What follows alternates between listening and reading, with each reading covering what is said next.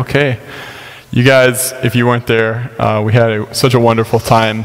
It was, I said before, it was like a small miracle to get, I think, 5 of the different Messianic congregations together in one place. Many of the musicians from different congregations were all up there. I was there. Troy Mitchell from Beth Emanuel was there. The Corner Fringe guys were there, several of them. We had Jay Christensen on the accordion, kind of a weird one, but it was actually, he's great. It's like super smooth and it adds something nice. It's not like corny, like that. Not like you're dancing or anything, but we had a wonderful time. Mikhail, of course, was there. He'll be with us tomorrow as well, so come out for part 2 of Andrew's teaching, and that gets me to Mr. Andrew Gabriel Roth. Andrew, and I told Jesse to fill in if I miss anything. Andrew, perhaps is most famous for his Aramaic English New Testament translation. I've had one for some time, and just like the notes that go into that and all the commentary with it is amazing. I love it. It's a great resource for that reason alone. It's a great resource because you can see what's in the Aramaic as well. He's also, you're a speaker, a scholar in the Messianic world. You also wrote The Wheel of Stars, if I'm not mistaken, so some biblical astronomy. So we are really honored to have Mr. Roth here to speak to us. I'm looking forward to what he has to say. Did I miss anything? All right, I got it all. All right. Yeah, why don't you come on up, and I can set you up with a PowerPoint, and we'll get ready. We'll get going.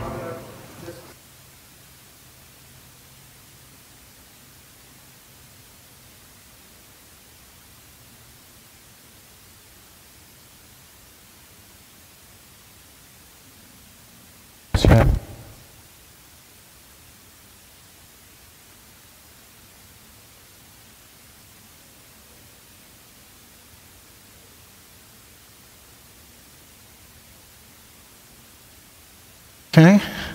Can everyone hear me okay? All right. Shabbat Shalom, everyone. Thank you so much for having me. I want to extend a special thank you to Jesse and to Judah for their very persistent, heartfelt invitations that I received over the last year and change. We're going to try blackmail that. Yes, I got that. So, really, you guys are a very tough act to follow. I'm a little jealous being a musician myself. The great praise songs. Very much enjoyed that soaking music and all of that. So it's great to be here on Shabbat with all of you. So, I can speak to a wide variety of things. And what I thought I would do for this first teaching is to kind of shoot from the hip a little bit. In that I'm not bringing a PowerPoint tonight. But I did want to talk about the Aramaic, because maybe some of you guys have seen the commercial, I guess it's for an insurance company, where they say, they can't put anything on the internet that isn't true. Where'd you hear that? The internet. And unfortunately, with respect to Aramaic, there's a lot on the internet that is not true. And so what I thought I would do was I would talk about how Aramaic becomes a biblical language. No, it doesn't completely replace Hebrew as a biblical language. It kind of pulls up alongside the Hebrew. How that happened historically. And then once I do that, I'd like to show you some examples of what we call Aramaic New Testament primacy.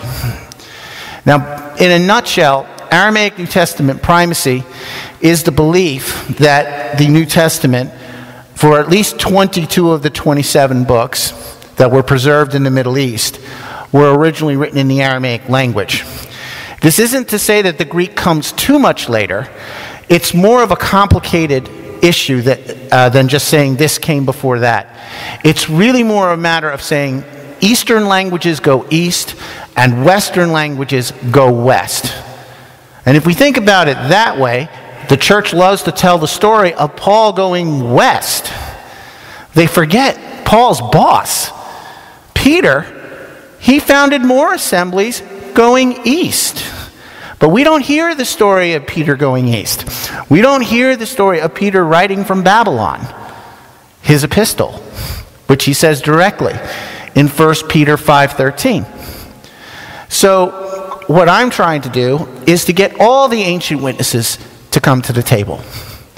I think it's better to have more witnesses supporting the word than less. And while the Greek has been very important in a lot of ways, and actually helps me in many ways, it's not the only game in town. So let's go back to the beginning. Let's go back to the time of David, 1000 BCE, and talk about Hebrew and Aramaic and how it became a biblical language. And then, I'll try and also leave time for some Q&A. You can ask me anything that you want, any biblical question you want. Doesn't necessarily have to be about what I'm talking about right now. It can be about calendar or astronomy, biblical astronomy. It can be about, prophecy, stuff in Daniel, stuff in Revelation, whatever. I do all of those things. But let's stay on point and talk about the history of Aramaic, starting from King David's time. I'm talking exclusively about Tanakh, Old Testament, until I directly mention the New Testament, just so that we can stay on track. See, in 1000 BC or so, David finally takes Jerusalem. And that is the turning point in his time as king. And he sets up what started as a tribal confederation becomes a real power, a nation state. And these people are speaking Hebrew, down to the last one of them. Hebrew that they learned from Moses. People want to know, does it go back to Abraham? It might not.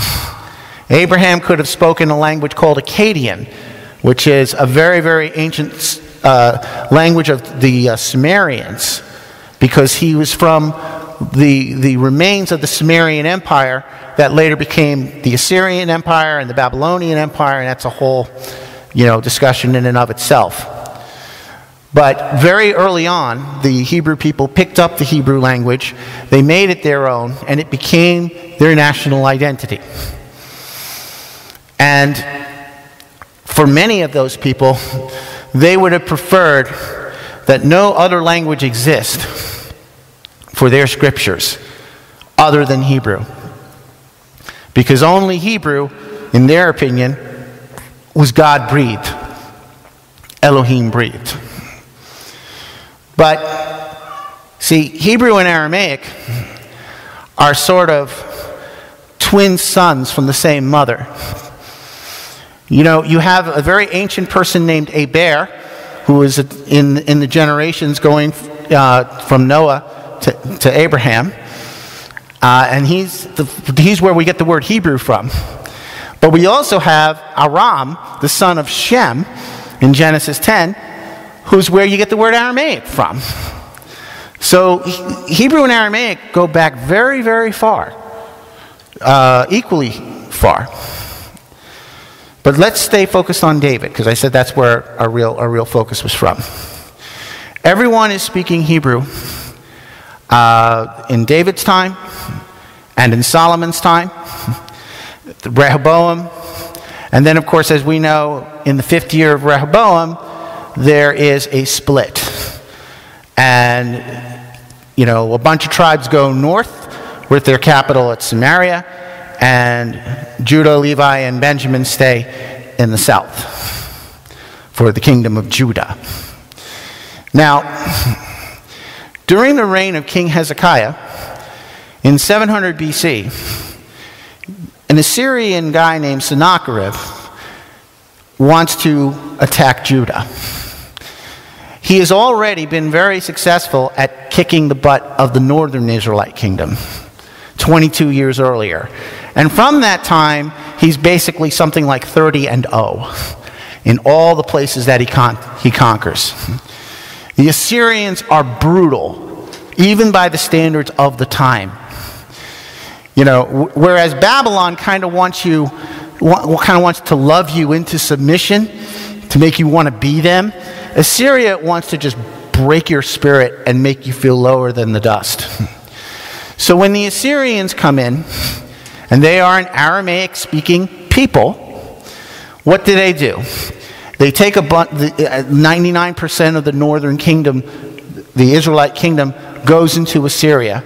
So they start speaking Aramaic. Then they send their own Assyrian people to repopulate the devastated country. And over time, the very, very few Israelite people that remained interbreed with these Assyrian people, and they become a hybrid race called the Samaritans. And so in the north, you have Aramaic being transplanted by force because of this.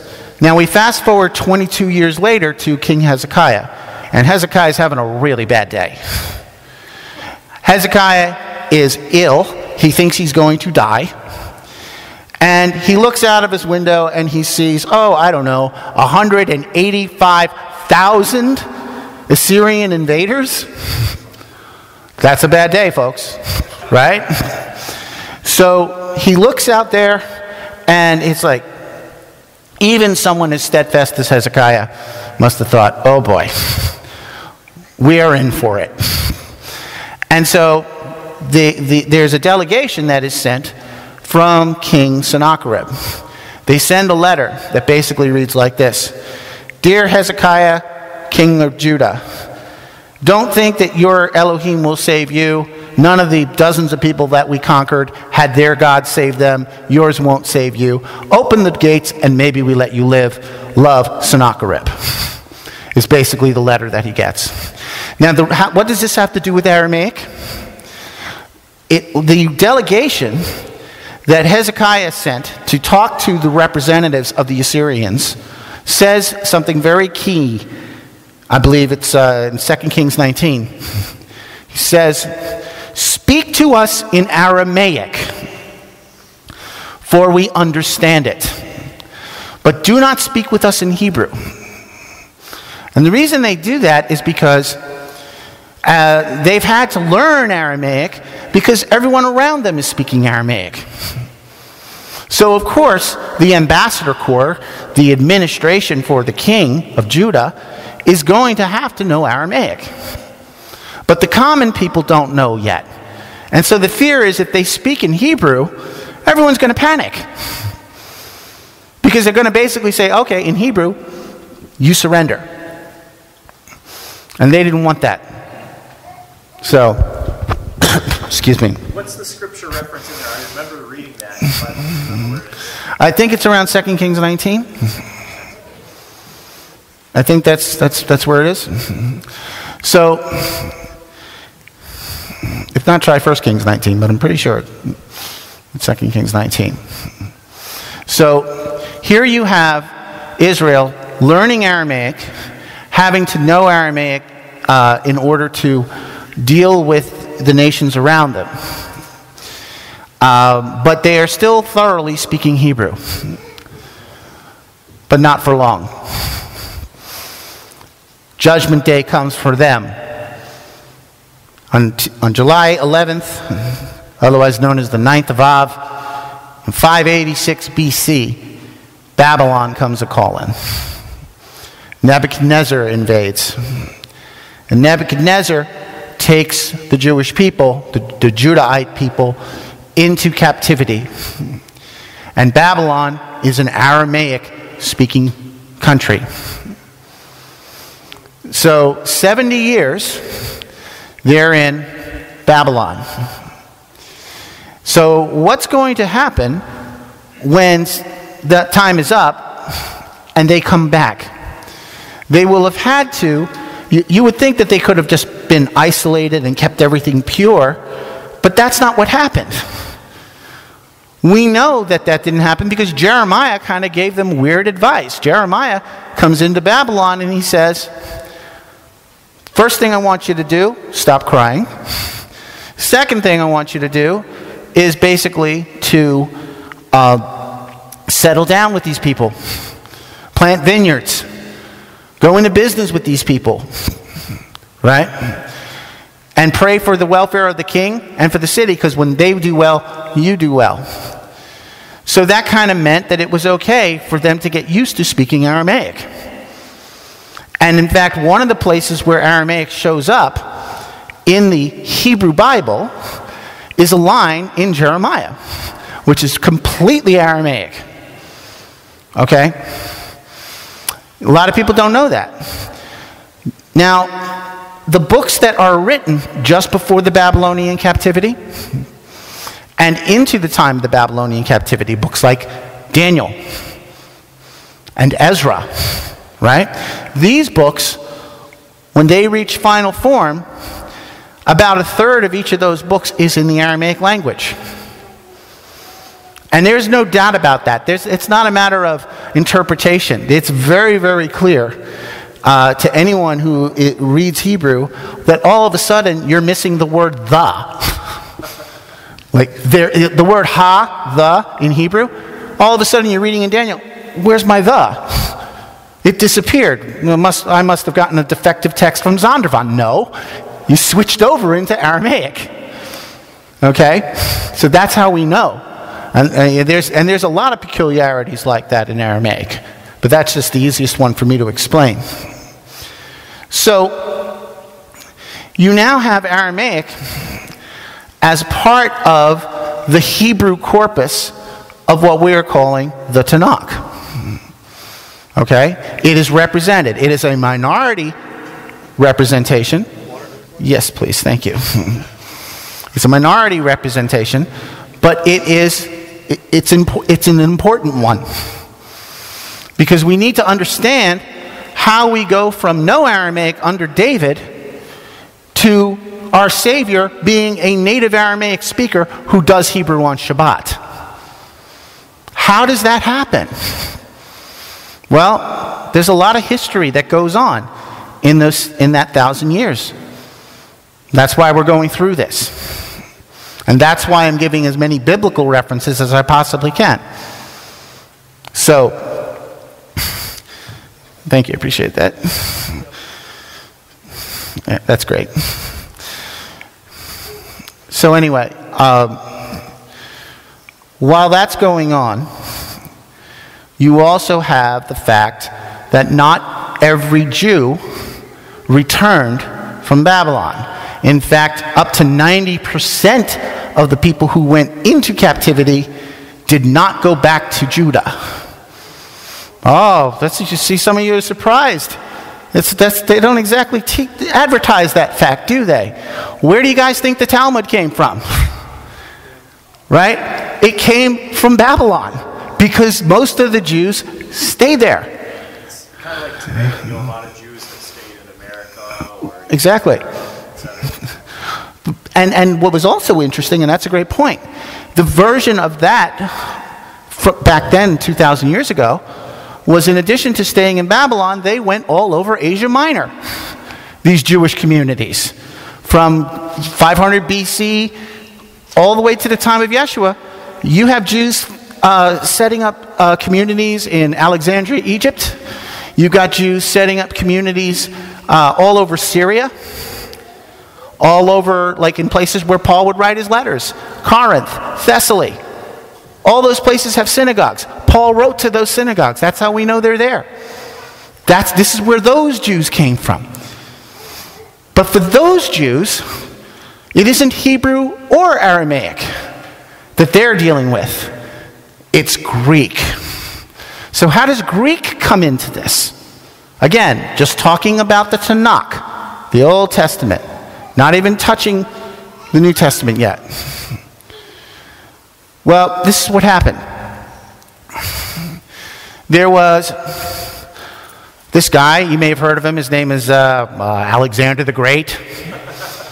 Yeah, nice guy, kind of ambitious. Died young, didn't he? Yes, and we won't say what he died of either, because he was just a little too friendly. Anyway, Alexander did not have a legitimate heir to pass it on. He didn't believe in settling down and marrying someone. So he divided his empire amongst his 4 generals. And one of those generals got Egypt. And his name was Ptolemy. And that general becomes the last dynasty of the ancient Egyptians. That dynasty ends with a lady named Cleopatra, kind of having a little thing with a snake and poisoning herself and dying, and that's the end of pharaonic Egypt after 3,000 years. So the son of this general was a guy named Ptolemy II, or Ptolemy Philadelphus, as he's sometimes called. And he's got this really intense library. Excuse me. I caught myself. Right? He's got this library at Alexandria where there is a significant Jewish population. And that library's got 2 million books. It is by far the greatest repository of ancient learning that ever existed. If I told you some of the stuff that we lost from that library being burned, you wouldn't recover. I mean, the stuff that they had compared to what survived is just, it's heartbreaking. I'll give you one quick example. Because the card catalog of this library survived. They had a list of their titles that was kind of underground that survived the fires, and it had the list of their titles. And one of the little titles said, and Aristarchus of Samos proved that the earth revolved around the sun. And he did it about 2,000 years before a guy named Copernicus was even born. Yeah, wouldn't you like to have gotten hold of that book? Wouldn't that have saved us some time in the Middle Ages if we had this book? Galileo, Catholic Church, hello? Okay? But no, it went up in flames. And the only thing I know about Aristarchus of Samos is what was in the card catalog. So this king, he wants to have the best literature in the world. He has had friendships with prominent aristocratic Jews because Jews helped establish that city. Jews were friends to Alexander the Great himself, okay, and helped set that city up. And because of that, they got special privileges. And that's all in the historian Josephus. Now, so he wants a copy in the Greek language of the first 5 books of our Bible, the Torah. It had never been put into Greek before. And so the story goes that 72 scholars came in from Jerusalem. The legend says that it was a complete miracle that every single one of them had a word-for-word translation of the scripture. If so, that unity has not survived, but that's the story they like to tell. Excuse me. So, the Jews allowed this because, one, this was a king who was making this request. So, you want to stay on the good side of the king. Number 2, if their literature is well understood, they might not be persecuted quite so much. So this was in their best interest to allow this translation to come into Greek. But then something happened that nobody could foresee. And that was that Greek version got super popular because all the Jews in Alexandria wanted a copy. So now, all of a sudden, there is an explosion of interest in Alexandria, and then these Jewish communities that are spread out across Asia Minor, they all want copies. And now, all of a sudden, the Torah is cool, you see. But only in Greek for these people. They begin to rely on their Hebrew less and less, and the Greek more and more. And so that's where Hellenistic Judaism comes from. And their canon is different from the Jews in Israel. They got more books. Some of them you may have heard of. They're called the Apocrypha. Or you may have heard of the Book of Enoch. Comes from there. See? So here you have these 3 traditions flying around. The Jews in Babylon, they've got their Aramaic liturgy. And they will, at this point, have an Aramaic Old Testament called Peshet Tanakh. They will compile the Talmud and a lot of other books, famous Jewish books like the Zohar and the Kabbalah. That's all in Aramaic. from there. That's where that literature comes from. For better or for worse. Right? But just saying, this is where this stuff comes from. So that's number one. Then you have the Greek-speaking Jews with what we will broadly call the Septuagint, but it's going to take another 200 years before the rest of the Old Testament is translated into Greek. So I should point that out. They didn't get it all done in one shot. And then you have the Jews in Israel who are clinging to their Hebrew tradition. But a funny thing happens to that Hebrew tradition when the Jews return from captivity from Babylon. They decide to basically change everything. Now, they don't change the word itself. They don't, I believe that the word has been intact from the moment Moshe wrote it down. But what they did change, that whole Paleo alphabet they've been using for thousands of years, Ezra said, nah, getting rid of it. So the whole Paleo script, the whole Paleo dialect, they got rid of it.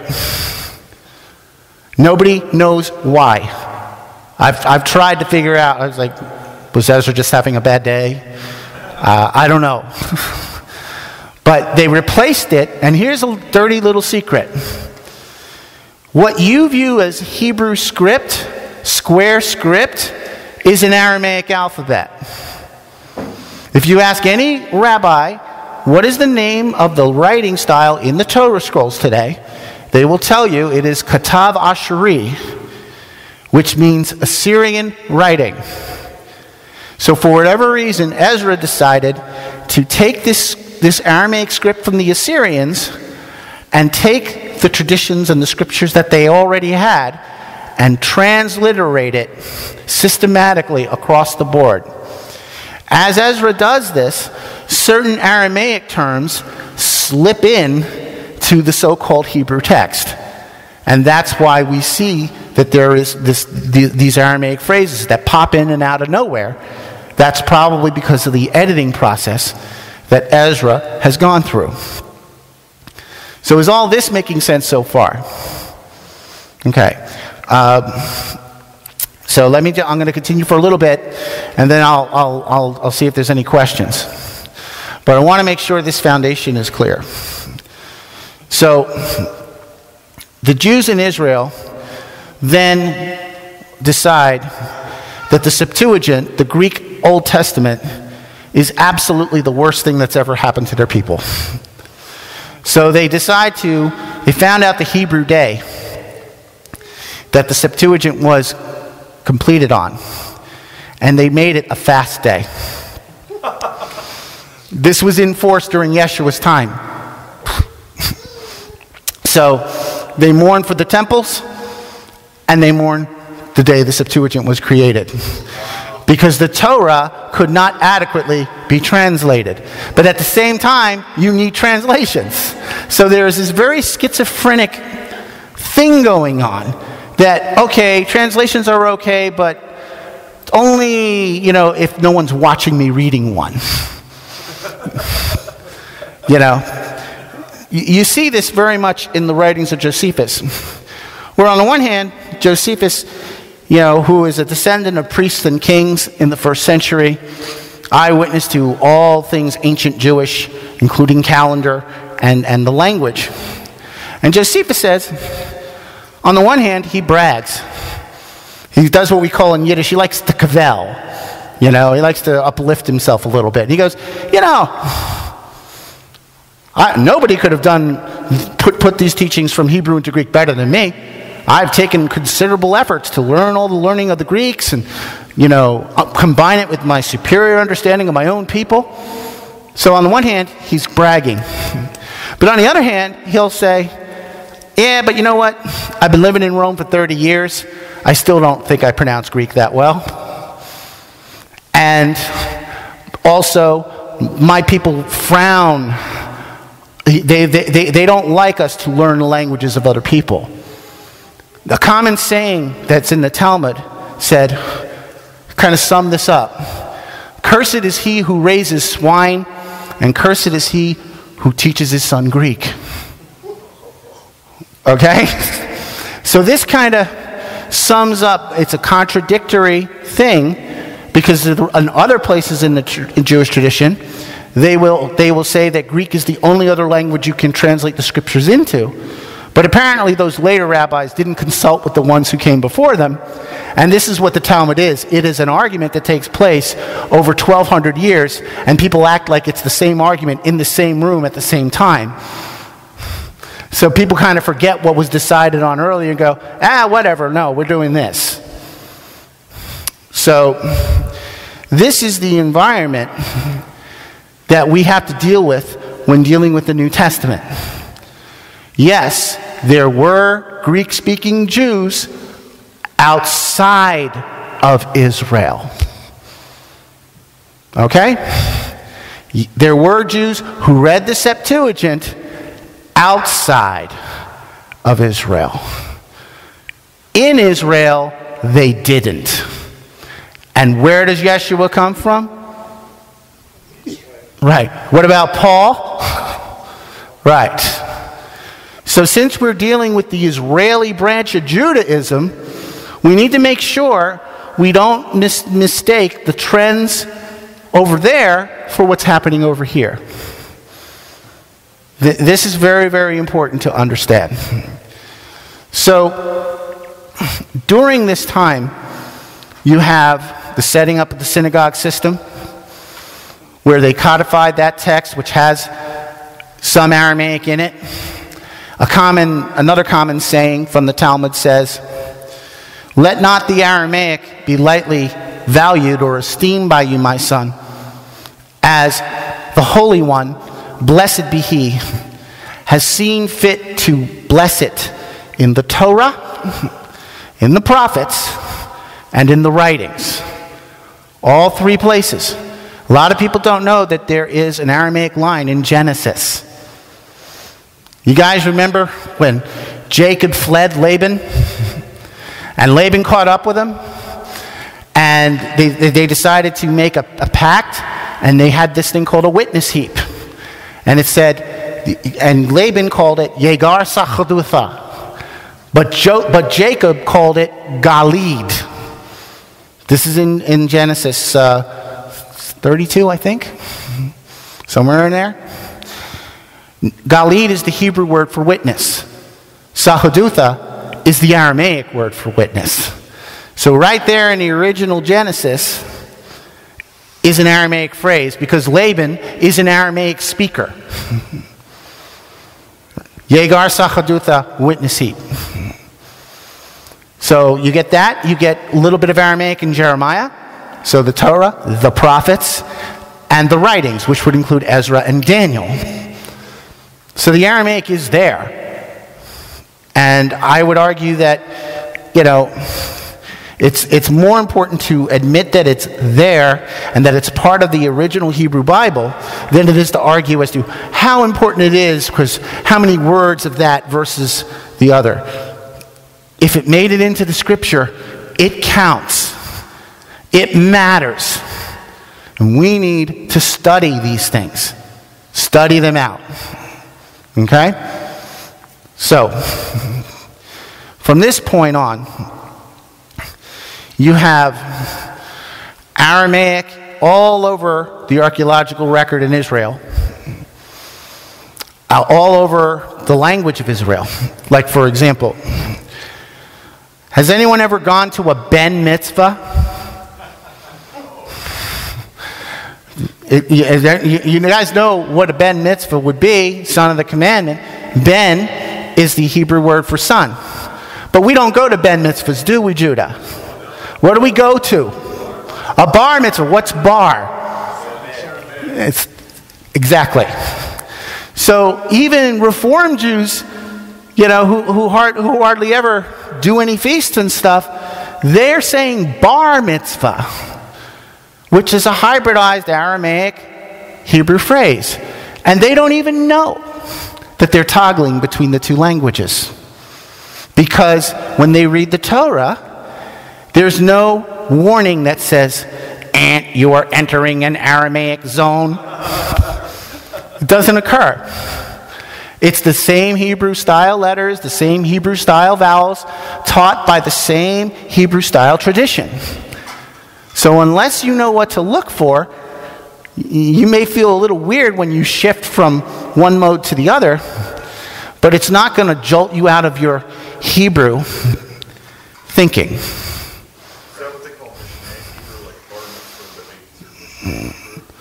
No, well, Mishnaic Hebrew is something that arises outside of the biblical period. So the Mishnaic Hebrew, I want to say 2nd century AD on forwards, to be fair. I think, as you know, they only began the little list bits of the Mishnah right towards the end of the 2nd century. So I'm being generous. Make sense? Okay. So this is what happens. Now, Aramaic is the #1 spoken language, not just in the Middle East, but in Israel itself. This is the environment into which Yeshua is born. So at this point, I'll just ask if there are any questions about this piece of it before I get into showing the primacy proofs. But that's basically part 1. Any questions? Oh, really? Okay, yes? The what? The Mathra? Saying it wrong. The Masoretic text, okay.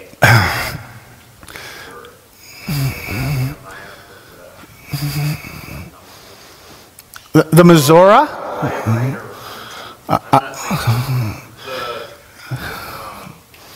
Or the Mikra, the received text. Gematria?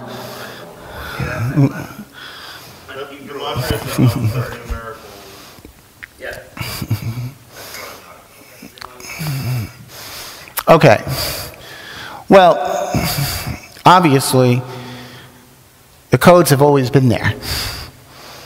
You know, we can look at the growth of modern Jewish mysticism and say, well, it's this dude from Lithuania, or it's this guy from Spain, you know, or the Kabbalah was written only in the year 1300. Excuse me. But we know those traditions go back much, much further. And the historian Philo wrote about, and this is a guy from the 1st century AD, he said, it is unwise to teach the uninitiated the secret mystical mysteries.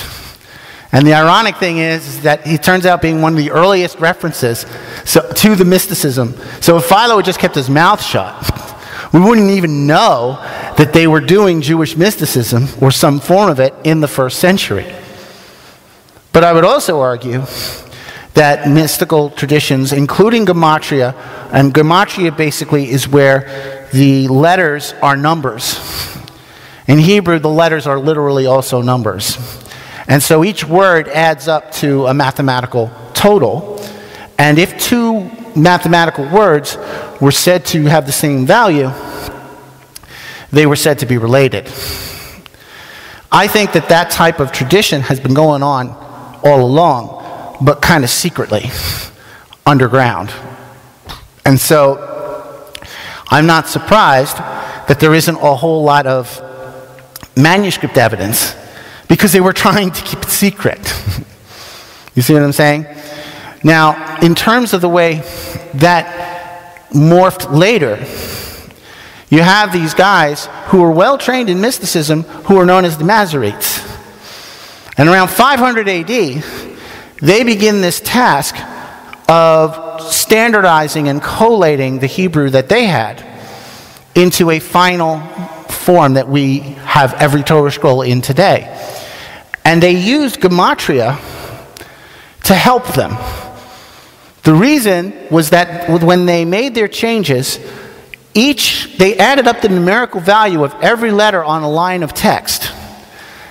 And they had notes that said, this Genesis 1:1 needs to add up to 256. If it doesn't add up to 256, you've missed a letter. And that was how they were able to make sure that letter for letter accuracy was passed down in the tradition. And this is why, when the Dead Sea Scrolls version of Isaiah was unearthed, big surprise, it was letter for letter, very, very nearly identical to the Masoretic version that had been preserved with 99.99% accuracy because of that gematria, that numerical checking system to make sure each manuscript read that way. By the way, a very similar level of accuracy exists for the Aramaic New Testament manuscripts. But can anyone tell me what the least organized, least unified group of biblical manuscripts in history is? Thank you. Yes, no two Greek manuscripts read alike. They call them families of manuscripts. Well, they're dysfunctional families of manuscripts, actually. And anyone who has really looked into these readings knows exactly what I'm talking about. That's why these guys, Westcott and Hort, came along the scene in 1881 to stitch together a standardized text, because obviously in the 19th century there was no standardized Greek New Testament text. So, does that help answer your question? Yeah. Okay. Any other questions? Yes? Just a comment. I like the way that you explained the Greek-speaking Jews, because you see that pop up all throughout the New Testament. I was like, who the heck are these guys, and why are they like Greek-speaking Jews, and how did they? Right. It makes total sense that they were out of the Babylonian diaspora. Yeah. And even in the New Testament, Yeshua was speaking to the Pharisees. And he's like, well, where I'm going to go, soon you can't follow me. And I'm like, what? What, he's going to commit suicide or like Greek diaspora? So I mean, that makes sense. I never realized that's where that came from. Yep. That's a good point. Okay. Yes, Judah? Reaction to something I saw of the Jews a month or two ago related to Hebrew. Benjamin Netanyahu and the Pope was visiting Israel, and kind of in a moment that someone happened to catch. Benjamin Netanyahu said to the Pope, Paul was in this land and spoke Hebrew, and Yeshua was in this land and spoke Hebrew, and the Pope stopped him and said, no. He didn't speak Hebrew, he spoke Aramaic. We spoke both. So the press reported that, he spoke both. That's the consensus. Yes, and it's very evident, ironically, and this is why, people think I want to get everyone to burn their Greek New Testament. The Greek really helps us here, because the Greek will occasionally preserve the sounds of Yeshua's Aramaic words. And when you have the sounds preserved, you know the dialect. For example, remember when in Mark 5, verse 41, Yeshua sees a little girl that has died, and he lays hands on her, and what does he say? Talitha kume. Well, Talitha is not a Hebrew word. It's an Aramaic word. If he was speaking Hebrew, he would have said Neara kume, depending upon the girl's age. He could have used a number of other Hebrew words, like maybe 3 others. But it's not Neara or Alma. It's Talitha. Now, the fact that it's Talitha tells us the dialect, because only Eastern Aramaic has it as Talitha. If it were Western Aramaic, it might be something like Talithoa or Talitho. Okay? So that tells us, yes, Yeshua was speaking Aramaic exclusive phrases, and this is the dialect that he was speaking them in. So that's why, the Greek can be a great friend. And that's why having, it's good to have more ancient witnesses than fewer. Any other questions before I get to primacy? Yes, Judah? Question and a follow-up. Why in the first century did they speak Hebrew only, say, on Shabbat or as opposed to all of them? Just because they had adopted the language? Yes. I would say that if you were aristocratic, you might have been speaking Hebrew most of the time. You know, but if you are a working person, if you're a farmer, if you're a fisherman, like 5 of the disciples were, then you're going to be speaking Aramaic. That's sort of the poor man's language, okay? I wouldn't have you think that Hebrew got relegated to such an extent that it was only spoken on Shabbat, but it was, in terms of the language of the common person, it was Aramaic. And that's because what we have is these Targums. Have you guys heard of the Targums? The whole point that you had these Aramaic paraphrases of the scripture coming out tells us that the Hebrew was getting a little obsolete. They needed help. It was like King James. Not quite. Now, see this gentleman. Okay, go ahead. Add to that from my research, it was mainly in Jerusalem where they would speak Hebrew, and then as you got further out from Jerusalem, into the, like you were saying, common folks out in the countryside, they would speak. Right, but there is a slightly different dialectical aspect to the Aramaic that was spoken in Jerusalem to the ones that was spoken by Yeshua in Galilee, and so there's another wrinkle to that. Yes, sir.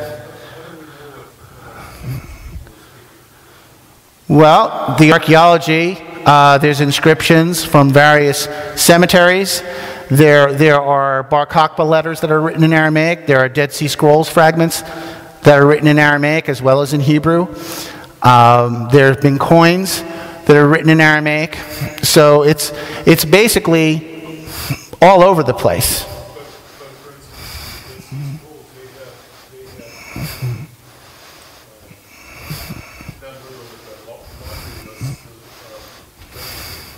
Yes, they did. Absolutely. Well, you're talking again about the Essenes, or we think the Essenes. We're talking about there's a difference between what sectarians in the desert do, who are in a distinct minority, and what is prevailing at the temple culture in Jerusalem. You have to remember what happened to the Zadokites. You know, that you had the original priest, for example, just to give one example, who've been serving for 800 years after David, right? Maccabean revolt comes about, the Hasmoneans take over, and they want to be both kings and high priests. So what do? They kick those Zadokites out and they go into the desert. Those Zadokites join the Essenes, they set up their own sacrificial system in the desert. And yes, that system becomes very Hebrew-centric because they believed they were the true Hebrews. They believed they were the sons of light.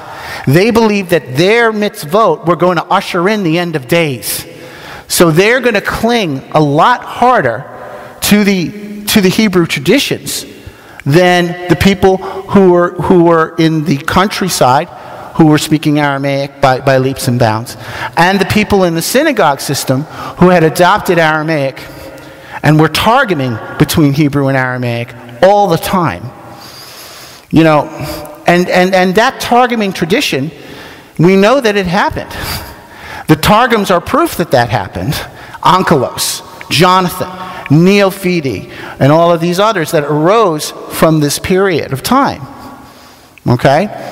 Whereas in Acts chapter 10, you know that they're targeting even in Greek for Cornelius. He's going to synagogue and he's learning in Greek. But the services would have been in Hebrew and Aramaic. Now I grant you, talking about linguistics and the way languages cross-pollinate, and the cultural influences is not going to be as cut and dried as any one of us would want us to be. It's a bit of a fuzzy business. But basically, through everything that we can determine, from Scripture, from inscriptions that have been found in the archaeological record, from all these other things in archaeology, we can tell that Aramaic was the lingua franca of the Middle East.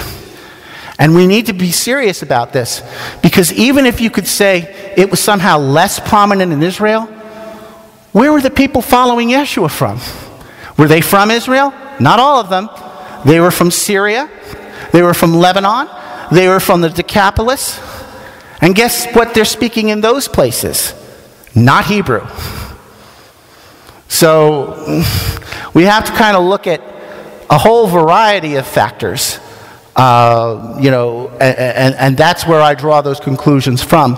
And that's where I believe the vast majority of biblical scholars also draw those conclusions from. Does that help?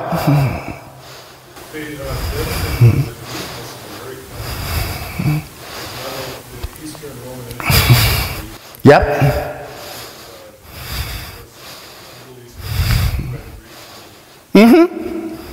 That's a great point. You're totally right. However, there's a big difference between commercial fluency, political expediency, and sacred choice. Consider, if I go to a synagogue in Warsaw, Poland, what language is the Torah scroll in? What language would the Torah scroll be in? Polish? Hebrew. If I go to a synagogue in West Africa, is it going to be in Swahili or is it going to be in Hebrew? Right? If I go to Cleveland, is the Torah scroll going to be in English or is it going to be in Hebrew? Jews could speak Greek. I got no trouble with that. They could do it then, they could do it now. Paul was not so great at it though. And he says so, but that's another story. But what was the scripture venerated in? What were their Torah scrolls written in? What were their prayers and their liturgy written in? Hebrew.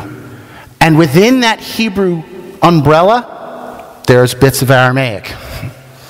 Which is why, I'll get to that in a second, which is why some of the most ancient prayers that we have in Judaism are not Hebrew. Kaddish is an Aramaic prayer. Yishkadav Yishkadash Shemei Rabo. This has got Shlomo and Shalom, the Aramaic and the Hebrew word for peace, right next door to each other.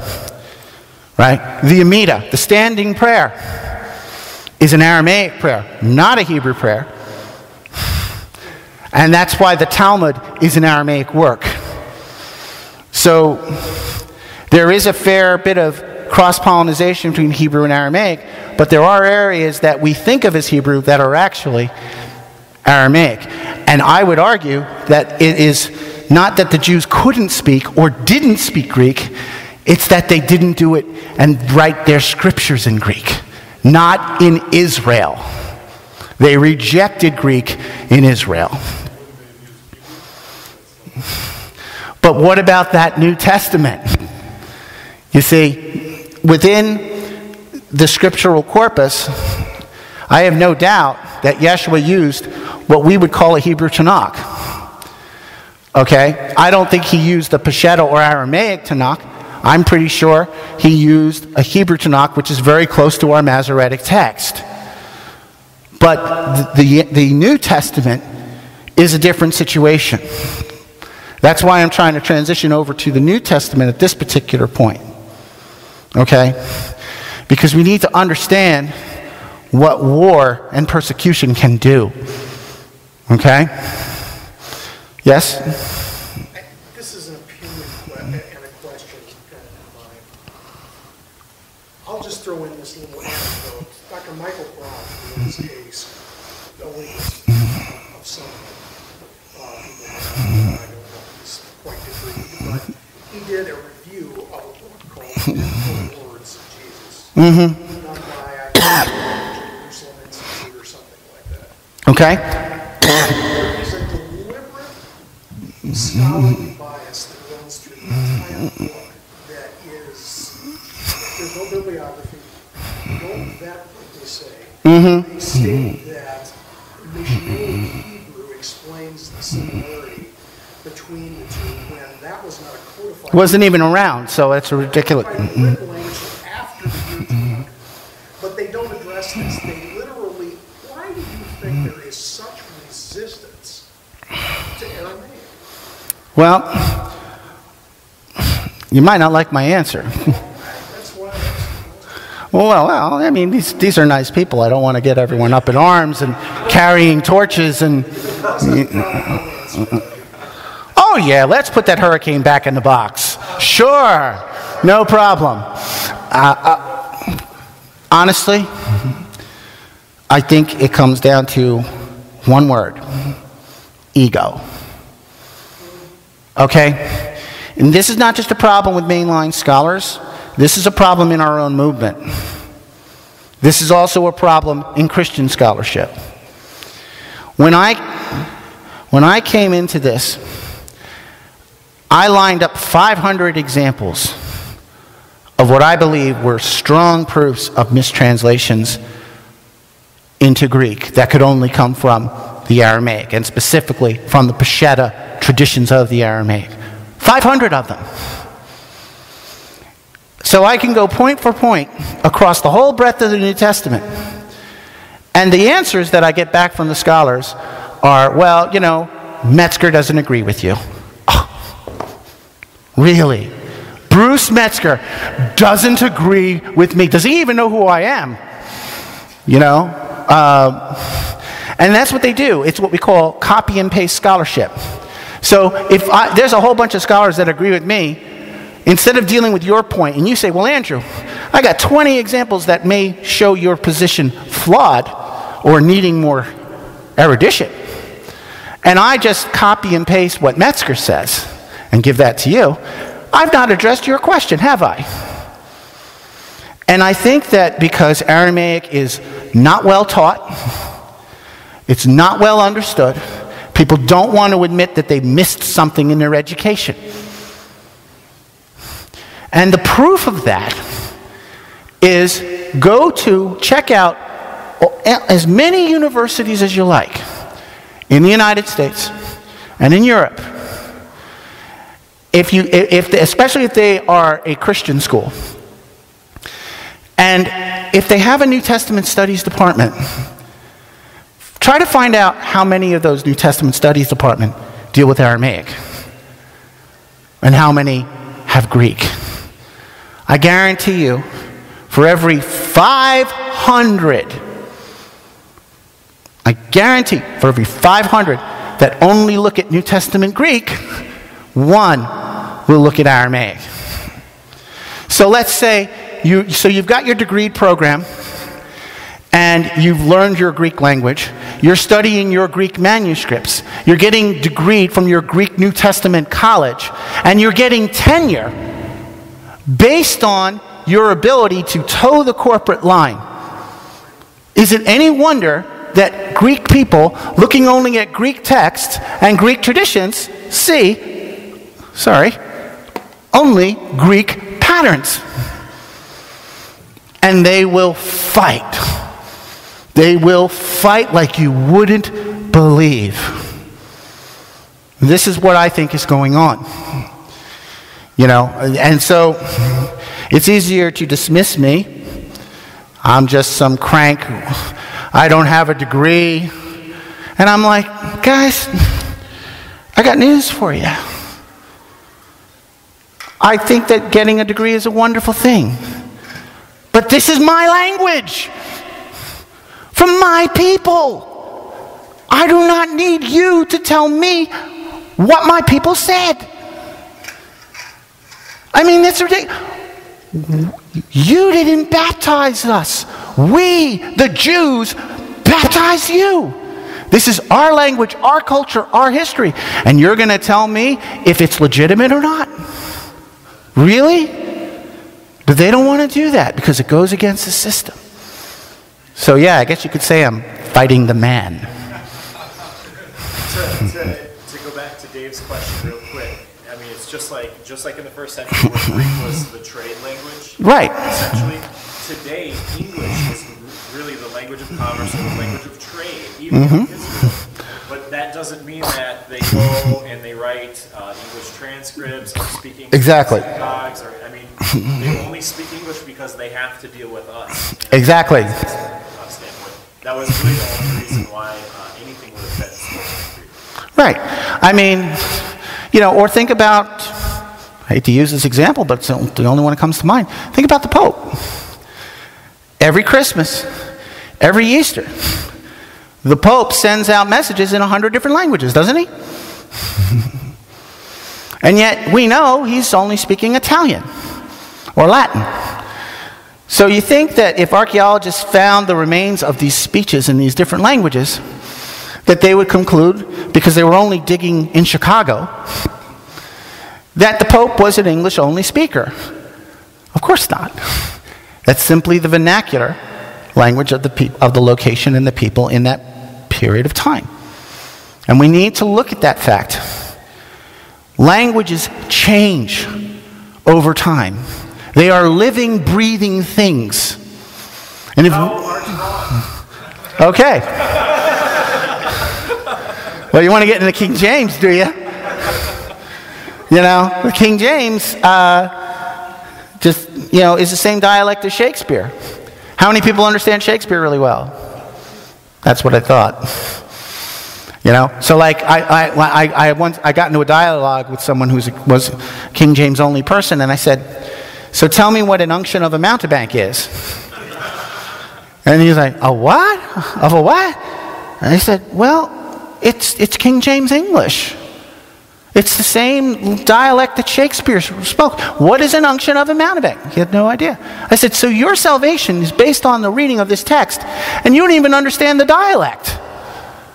So he was like, oh, I guess I understand. 6 months later, he was begging me, tell me what an unction of a mountebank is. I was like, okay. It means a little bit of poison. That's what it means. Unction, little bit, mountebank, poison. Is the guy in the Laertes going to put poison on his sword so he can kill Hamlet? So, okay. So let me get into the New Testament stuff if I can. Because we could always extend this to Shabbat, after Roneg. All right. I'm going to start with Matthew chapter 1. Now, if some of you have your non-AENT Greek-based Bibles, I'd recommend you turning to Matthew chapter 1. You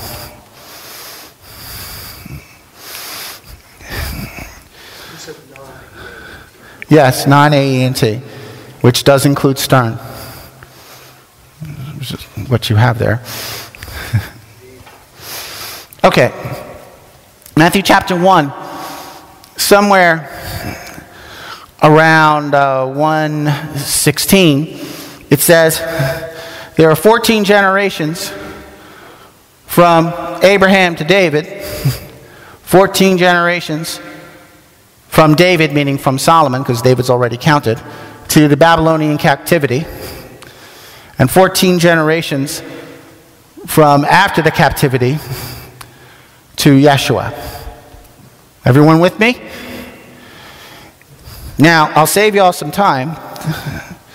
The first two sets, from Abraham to David and from Solomon to Jeconiah, are 14 names and 14 generations. It counts just fine. However, after the captivity, starting with Shealtiel, if you count in that last set, does anyone want to read to me? And I'll put up my fingers, the number of generations in that last set. After the Babylonian captivity. Anyone want to count with me? Who wants to read? Okay. Netanyahu was the father of... Right. So Shealtiel's number 1. Shealtiel was the father of Zerubbabel. Mm-hmm. Zerubbabel was the father of Abihud. Abihud was the father of Yakin. Yakin was the father of Azur. Azur was the father of Tzadok. Tzadok was the father of Yakin. Yakin was the father of Eliakim.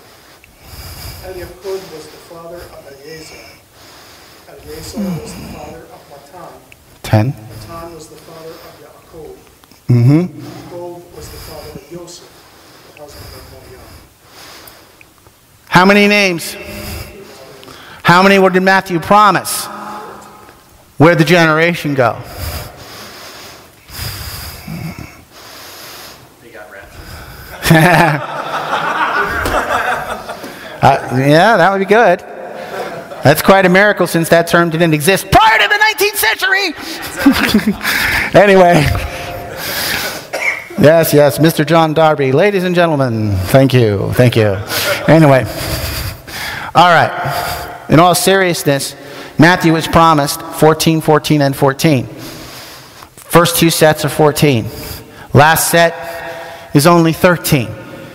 Now, in case you're wondering if that's just another way of the NIV translators trying to take over the world, every single Greek manuscript, every last one of them, from Matthew chapter 1, only has 41 names of 42 that are promised. Every single one.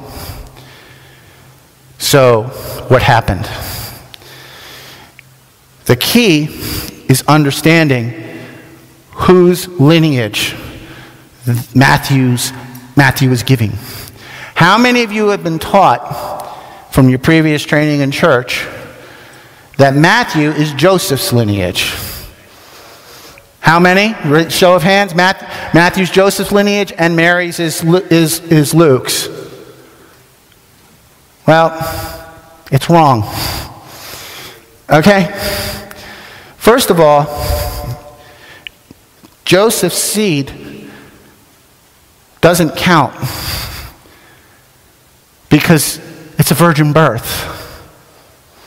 Now, Joseph's seed is good for getting their inheritance in Bethlehem so that they can go there for the census. But if you look carefully in Luke's lineage, those descendants are not from Solomon. They're from Nathan. Nathan is not a royal son. So, if Luke's is Mary's lineage, then even following the precedent of Zelophehad's daughters, where the women can inherit property and legacy if they marry within their tribe, Yeshua can't sit on the throne because he's only a descendant of Nathan. In order for this to work, the remaining parent, Mary, must be a descendant of Solomon. And the only place Solomon is mentioned in the lineage, Matthew chapter 1. Now here's another proof. If you look in Luke 3:23, see, here's the tricky thing. Luke has decided to list the generations backwards from Matthew. He didn't get the memo. He wasn't at the meeting. Very inconvenient for church people. So Matthew is going from Abraham here, whereas Luke decided, well, here's Yeshua, here's Joseph, and it's going all the way back to Adam and then the son of Yahweh. But if you put the names in the if you reverse the reversing, it says clearly that it's counting from Yeshua, the son of Joseph, not the son of Mary.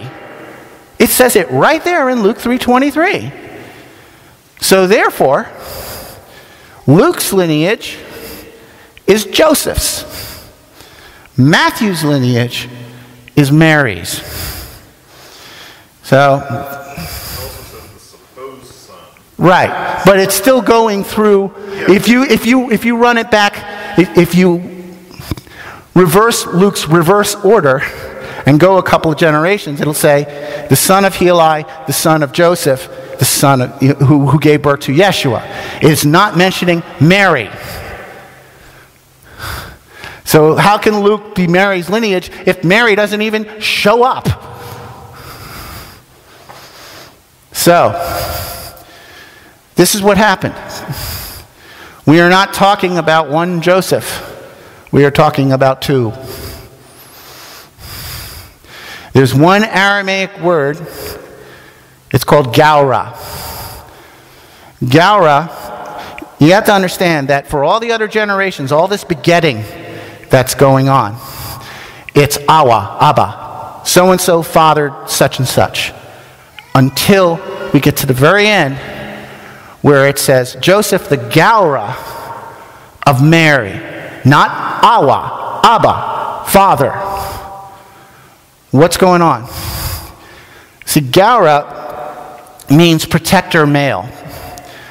In Middle East society, you ladies have to have a protector male around you your entire lives. It's the law. When you're growing up, your father is your Gaura. When you marry, it's your husband. And when you're old, it will be your son or another male relative. So as a result, Gaura is a word that can mean husband, which is how the Greek took it, and Joseph the Gaura, the husband of Mary. But it also can mean adopted father. Now, Gaura is also associated with a word in Hebrew called Gaal or Goel, which means redeemer. Boaz redeemed Ruth by buying her to marry her.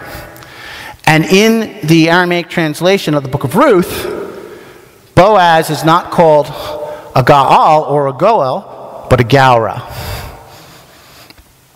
So what this is pointing to is a Levirate marriage. That what ended up happening, per Deuteronomy 25, was that Mary's original father died. Right? And so the younger brother, which would have been a man named Joseph, pretty common name in first century, became her protector guardian, her Gaura. And now, without doing any violence to the text, without inserting names that were never there, speculating about lost versions that will never be found, and any other tricks that you may have heard about in the Messianic movement, which is not our Messianic movement, they just mistranslated one word. That's it. So it said, now all of a sudden you have, and Joseph, the adopted father, so Joseph would be 12. Joseph, number 12, the adopted father of Mary, 13, who gave birth to Yeshua, 14. 14, 14, and 14. Only in Aramaic is this possible. And it's an elegant explanation. So that means, no matter how old the Greek version of Matthew 1 is, and let's say it's really old, let's say late first century,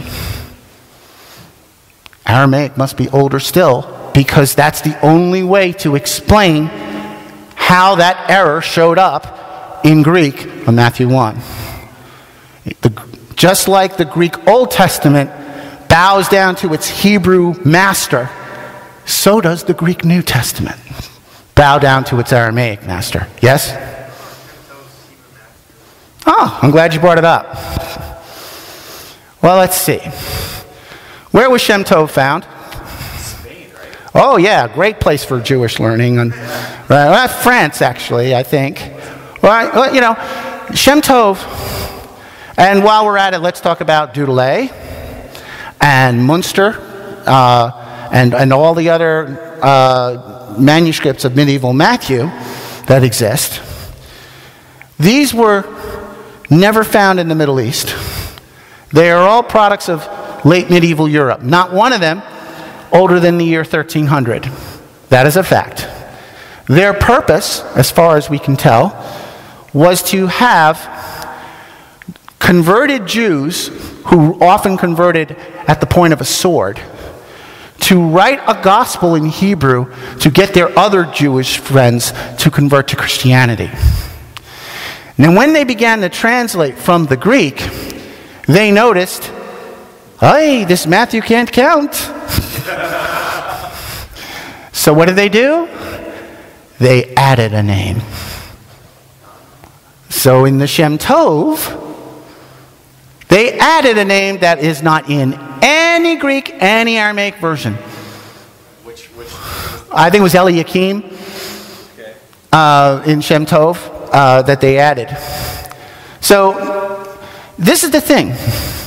Shem Tov, too little, too late, unreliable, and the earliest Greek and Aramaic witnesses predated by 1,000 years.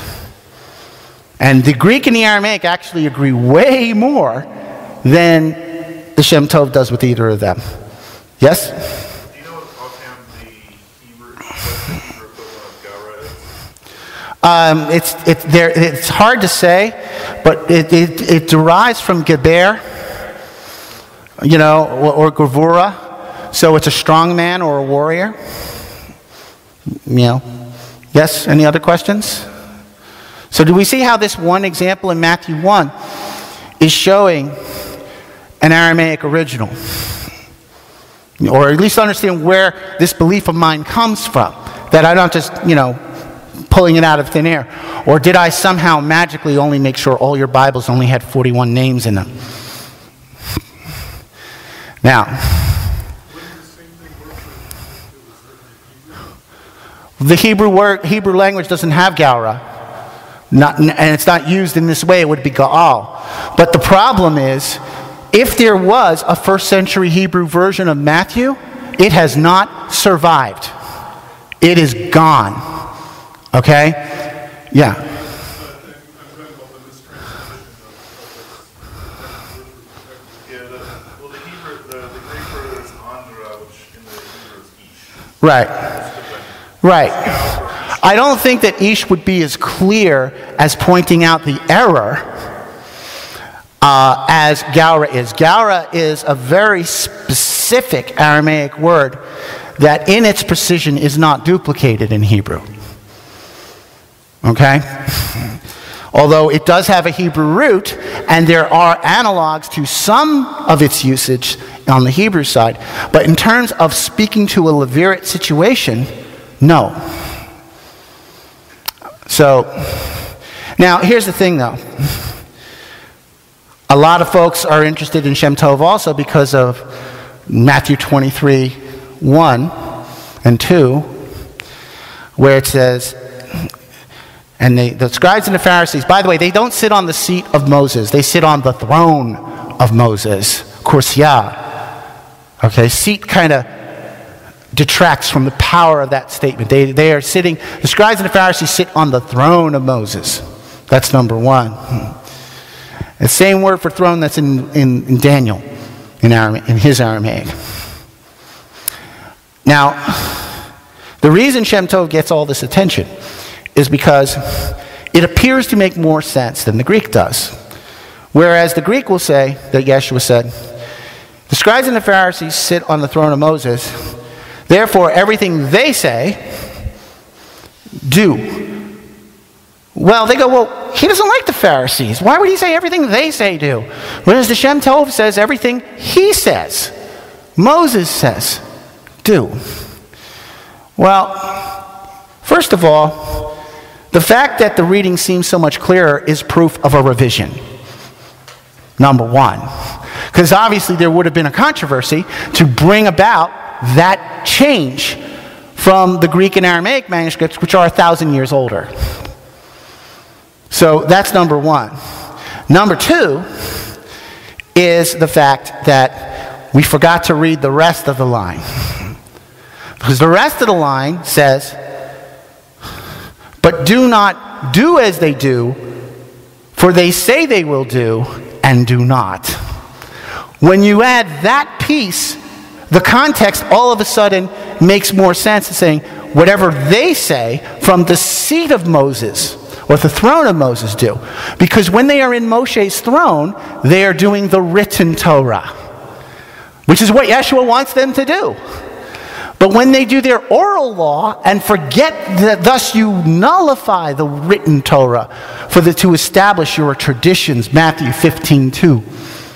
Did not Moses give you the Torah, yet not one of you lousy Pharisees keeps it? John 7:19. So Yeshua is speaking to the fact that they can do the written Torah right, but they choose not to. Therefore, do not do what they do. Which I think makes much better sense than what Shem Tov has. Any other questions before I give another example? Okay. Well, how about this one? Go to Acts. That's written by Luke. Oh, Luke wrote great Greek. He did write terrific Greek. His Aramaic is way better, though. If you go to Acts 8:27, I want anyone who has a non-AENT to read Acts 8:27. And the reason I'm doing this is because most folks will admit, even on the Christian side, that, yeah, you know, with Matthew it's possible to have a Hebrew or Aramaic ancestor. That makes sense. But certainly nothing else. So I'm going to show you that even in the parts of the New Testament where most scholars say could only have been done in compositional Greek is proof of Aramaic origins. So he got up, he went on his way, he caught sight of an Ethiopian eunuch who was minister in charge of the treasure for the queen. Right. He had been to Jerusalem to worship. He had been to Jerusalem to worship. And what is he again? What's the word? Ethiopian or eunuch. Eunuch. So a eunuch had worshipped in Jerusalem. Anyone see the problem? Slight problem. Might say it's a cut above the rest. Can eunuchs worship in Jerusalem? No. Someone go to Deuteronomy chapter 23. No. It says there will be a plaque in the temple. Go to Deuteronomy 23. Verse 1.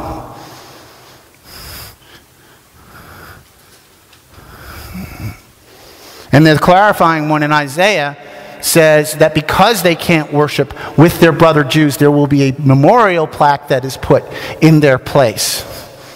But go to the ruling in Deuteronomy 23, verse 1. With crushed or damaged private parts may not enter the assembly of Yahweh. Now, it doesn't even say temple. It says kahal, the assembly of Yahweh.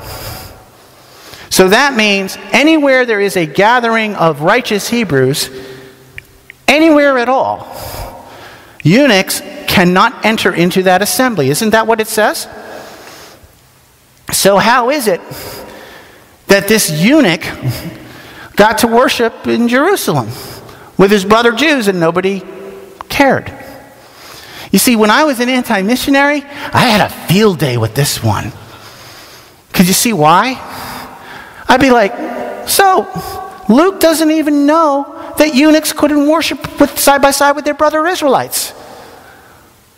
What else does he wrong on? I mean, this just is a slap in the face to history. It doesn't say temple. It says kahal, assembly. So, what happened? Yes? More quality control in the door. Huh? More quality control in the door. Oh, okay. Well, I seem to recall that people tended to bathe before going to worship. You don't think that wouldn't have come about in the old mikveh hole? You think that maybe one of the reasons they had mikvahs in the first place was to make sure these guys got through and the others didn't? So we need to look at the history and be fair. Here's what happened. In Greek, it simply says eunuchos. And there's no other meaning for eunuchos other than eunuch. Now, grant you, Strong's became aware that this was a problem, and so they deliberately inserted an extra meaning that was never there of chamberlain or servant, right? But that was because this guy was the chamberlain for the queen of Ethiopia. So it's kind of like shooting an arrow and drawing a target wherever the arrow lands. If you look in classical Greek going all the way back to Homer, eunuchos is eunuch, period. Doesn't mean anything else. And when it occurs in Matthew 19, for some were made eunuchs by Elohim and others became eunuchs by the hand of men, it only means eunuch.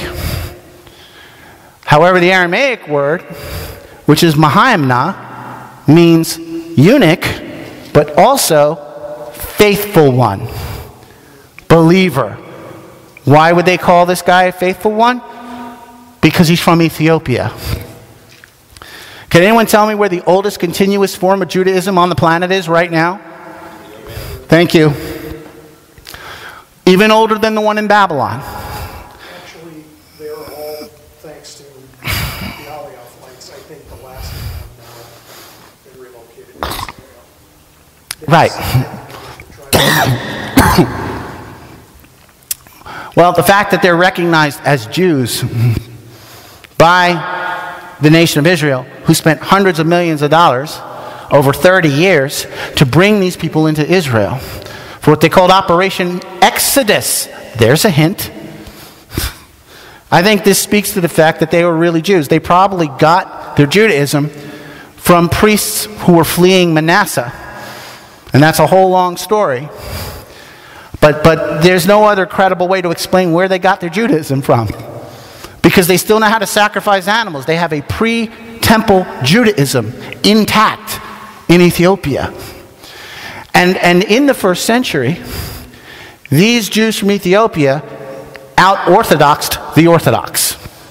They were known for their extra piety and being more conservative than the Pharisees that were in Israel. So therefore, they would have recognized this guy as a believer. A special kind of believer. Which is why the book of Acts goes to such great lengths to explain why it was such a fabulous thing that he became a disciple of Yeshua. So, again, you had one Aramaic word, Mahimna, means eunuch or believer. The Greek editor, whom I sometimes call Zorba, because he likes to dance around the truth sometimes, Zorba picked the wrong meaning and ran with it. And because otherwise you have the first century Torah observant Messianics deliberately breaking Deuteronomy 23. Another good example in the Gospel of John, I think somewhere in the 8th chapter, if I'm not mistaken, you had the Pharisees say, we were never slaves. Never. We were never slaves. How then will you say that we shall be free? Really? Wasn't there something called the Exodus where you kind of, were slaves? So are the Pharisees in the first century so stupid that they've forgotten the central redemptive event in their whole history? And that was, 70 years before that they came out of Babylon to the first century to Yeshua? How much time is in there? I'm sorry. The return of the Babylonian captivity to the first century. Well, it's 500 years. Yeah. But my point is, if you look in Greek, the word is doulio, and doulio only has one meaning. Slave. Period. However, in Aramaic, they make a distinction between slave and bondservant, one who works off a debt. And so that specific word in Aramaic says that they're saying we've never been in debt to anyone. We are a self-sufficient people, which makes sense because that's true. And so they're simply saying, look, we were never in debt. But Yeshua said, yes, you are, because you're in sin. See, the Lord's Prayer, the Sloth of Daman that you prayed, has the phrase Kab, which means forgive our sins, but it also can mean forgive our debts. Sin and debt is the same word, because to be in sin is to be in debt. You see? So that's why Yeshua says, if you are in sin, you are a slave to that sin. You are in debt. And if the Son of Man makes you free, you are free indeed. In another place in John, they say, no prophet has ever come out of Galilee. How about that one? That's right at the end of John 7. Look it up and see, Nicodemus. No prophet has ever come out of Galilee. Really? Is that true? I kind of remember Elijah came out of Galilee. Elisha, his assistant, came out of Galilee. Okay? Nahum, because they named the town after him. Capernaum came out of Galilee. Okay? How many prophets have to come out of Galilee before that stupid rabbi in the first century goes, you're right, that one came out of Galilee. No prophet ever came out of Galilee. So the Pharisees don't even know where 10 of their prophets come from. Does that make sense? I don't think it makes a whole lot of sense in Greek. What had happened was that they were talking about the Messiah, both before and after. And the Messiah was not called a prophet. The Messiah was called the prophet in Deuteronomy 18. And they're making the connection between what Moses called the Messiah. Hanavi, the prophet. And that's how the Aramaic reads. The prophet will not rise in Galilee. Because the word for rise, kum, can appear the same way in either past or future tense. And if you're not careful, you will get your tense wrong. So instead of a prophet has not come out of Galilee, it's the prophet will not come out of Galilee, because the prophet is Messiah, and Messiah is not supposed to be born in Galilee. He's supposed to be born where? According to Micah 5, Bethlehem in Judah. So, very, very simple. You cannot defend that reading in Greek because it's not historically accurate. And like I said, there's 491 more where those came from. And I'm not talking about just in the Gospels. I'm talking in the writings of Paul. I'm talking in Revelation. I'm talking in the book of the Hebrews. In Galatians. Everywhere. You point to a book, I can find you a proof. Pretty much. So, I could go on about that, but let me just wrap up at this particular point and just say, my intention here is not to kill the Greek, is not to get people to abandon studying the Greek, is not to say to people that have studied New Testament Greek for 40 years, you're wrong. That's not where I'm coming from. It may be where some other folks in this movement are coming from, but it's not from me. So let me make that abundantly clear. My goal is not to destroy. My goal is to enrich, to add on to what you already have. See, if I just praise you guys for what you have, what good is that? I want to give you what you don't have.